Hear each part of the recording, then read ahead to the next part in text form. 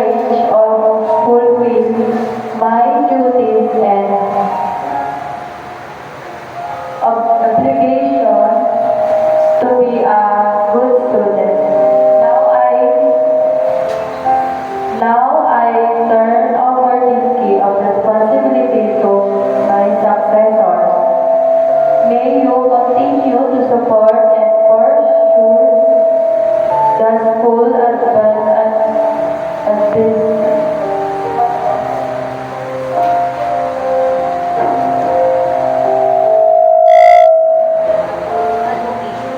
advocation and aspirations with the help and guide of